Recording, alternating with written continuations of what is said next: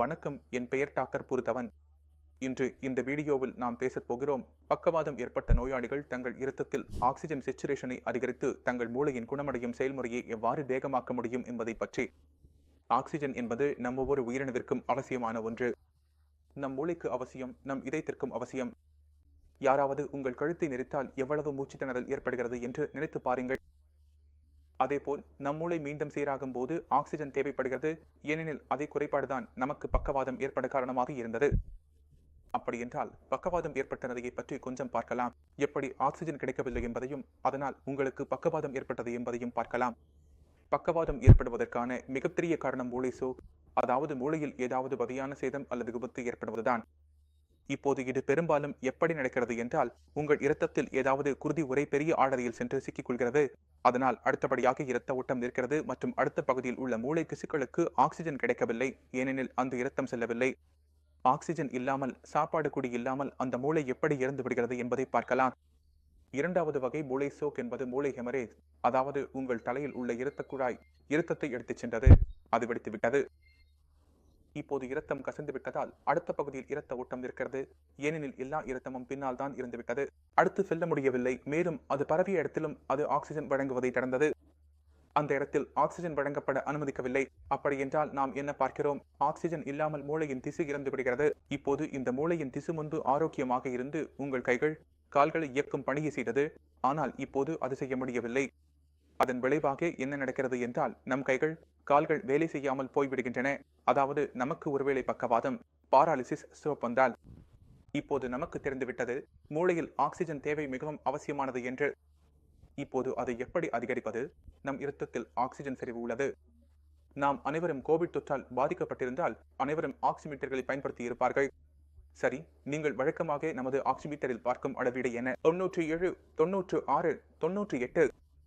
ஆனால் சில நேரங்களில் அது 99 மட்டும். நாம் ஆழமாக மூச்சு இழுக்கும் போது, அதாவது நம் இரத்தத்தில் ஆக்சிஜன் செறிவு 2% அதிகரித்தால் நம் மூளையில் 2% கூடுதல் நன்மை கிடைக்கும்.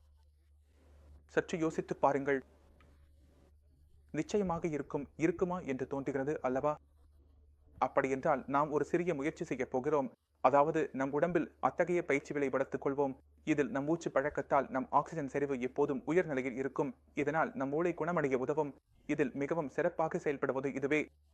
நீங்கள் எல்லாரும் நான் என்ன சொல்லப் போகிறேன் என்று தெரியும். அனுலோம விலோமம், பிராணாயாமம், கபாலபாதி.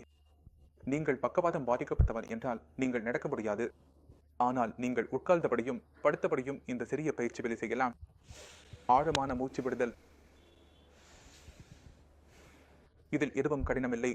எங்கும் அசைய வேண்டியதில்லை, எங்கும் நகர வேண்டியதில்லை. நீங்கள் வெறும் நீளமான மூச்சுகளை எடுக்க வேண்டும். ஏனெனில் சில சமயங்களில் என்ன நடக்கிறது என்றால், நோயாளிக்கு சமீபத்தில் பக்கவாதம் ஏற்பட்டிருக்கும். நோயாளர் முழுமையாக படுக்கையில் இருக்கிறார். நடக்க முடியாத நிலை, பேச முடியாத நிலை. ஆனால் அவர் இந்த வீடியோவை பார்த்திருந்தால் அல்லது பார்த்து கொண்டிருந்தால், இந்த சிறிய விஷயத்தால் அவர் தன் மூளையின் உள்ளே உள்ள குணமடையும் செயல்முறையை வேகமாக்க முடியும். அப்படியென்றால் நாம் என்ன செய்வோம்? நம் மூச்சு விடுதலில் கவனம் செலுத்துவோம். நாம் என்ன செய்வோம் என்றால், நம் நாளில் 5 நிமிடங்கள் பலமுறை ஒதுக்குவோம். நேராக காலை எழுந்தவுடன் படுக்கையிலிருந்து எழுவதற்கு முன் 5 நிமிடங்கள் வெறும் ஆழமான மூச்சு விடுதல். நீங்கள் அனுலோம விலோமோ, பிராணாயாமமோ, கபாலபாதியோ செய்யலாம் அல்லது படுக்கையில் படுத்துக்கொண்டே ஆழமான மூச்சு விடலாம். காலை 5 நிமிடங்கள். சாப்பாடு சாப்பிடுவதற்கு முன், மதிய உணவு சாப்பிடுவதற்கு முன் 5 நிமிடங்கள் ஒதுக்கிக் கொள்கிறோம். உங்கள் சாப்பாடு உங்கள் முன் பரிமாறப்பட்டுள்ளது. சரி, இன்னும் 2 நிமிடங்களில் சாப்பிடுவேன். நீங்கள் மேசையில் அமர்ந்தபடியும் நாற்காலியில் அமர்ந்தபடியும் 2-3 நிமிடங்கள் எடுத்துக்கொண்டு ஆழமான மூச்சு விட்டீர்கள். அதற்கு பிறகு சாப்பிடத் தொடங்கினீர்கள். அதேபோல் இரவில் தூங்குவதற்கு முன்போ அல்லது இரு உணவுகளுக்கு நடுவிலோ நீங்கள் சோர்வாக உணரும் போது, இனிமேல் எதுவும் செய்ய மனம் இல்லை என நினைக்கும் போது, இப்போது என் உடல் சோர்வாகிவிட்டது என்றாலும் நீங்கள் உங்கள் வாழ்க்கையில் 5 நிமிடங்கள் ஒதுக்கி ஆழமான மூச்சு விடுவதன் மூலம் உங்கள் மூளைக்கு அதிக ஆக்சிஜன் செல்லச் செய்யலாம். இப்போது ஆக்சிஜன் சேச்சுரேஷன் 2% அதிகரிக்கும். பலருக்கு 2% தான் என்று தோன்றும். 2% என்றால் என்ன ஆகும்? ஆனால் மூளையிடம் 2% என்ன அர்த்தம் என்று கேட்டால் அது உங்களுக்கு விளக்கி செல்லும். சேச்சுரேஷன் 2% சாதாரண நிலைமையிலிருந்து குறைந்துவிட்டால், அதாவது உங்கள் ஆக்சிஜன் சேச்சுரேஷன் 97, 96 என்று இருக்கும் போது அது 94 ஆகிவிட்டால் உங்கள் மூச்சு திணறத் தொடங்கும். அதனால் அந்த 2% எங்கள் உடலுக்கு மிகவும் முக்கியம். அதனால்தான் அது நம்முடைய மூளைக்கும் பெரிய தாக்கத்தை ஏற்படுத்துகிறது. நீங்கள் மூச்சு திணறல் ஏற்படும் இடத்தில் உட்கார்ந்திருந்தால் உங்கள் மூளை வேலை செய்ய மறுக்கும். ஏனெனில் அதற்கு ஆக்சிஜன் கிடைக்கவில்லை. இன்னும் ஒரு சுவாரஸ்யமான விஷயத்தை சொல்கிறேன். நம் மூளை நம் உடலில் பயன்படுத்தும் ஆக்சிஜனின் அளவு, நம் மூளை பயன்படுத்தும் ஆற்றலின் அளவு வேறு யாரும் அதை பயன்படுத்துவதில்லை. நமது மூளையின் எடை தோராயமாக 1.5 கிலோகிராம். ஆனால் அது நம் உடலில் 40% அதிகமான ஆற்றலையும் 40% அதிகமான ஆக்சிஜனையும் பயன்படுத்துகிறது. ஏனெனில் நம் உடலில் அதிகமாக வேலை செய்யும் உறுப்பாக மூளை தான் இருக்கிறது. அதனால் நம் மூளைக்கு ஆக்சிஜன் கிடைக்கவும், அதை சற்று ஓய்வாக வைத்திருக்கவும் சிறிய அளவிலான அனுலோம விலோம, பிராணாயாம், கபாலபாதி போன்ற அடிப்படை பயிற்சிகள், ஆழமான மூச்சு விடும் பயிற்சிகள் ஆகியவற்றை உங்கள் தினசரி பழக்கத்தில் சேர்த்துக் கொள்ள வேண்டும். இதனால் பக்கவாதம் இருந்து மீண்டு வருவதற்கு உங்களுக்கு மிக அதிகமாக உதவி கிடைக்கும். ஏனெனில் உங்கள் சிறிய சிறிய செயல்கள் உங்கள் உடலில் நேரடி தாக்கத்தை ஏற்படுத்தும் என்பதை நீங்கள் புரிந்து கொள்ள வேண்டும்.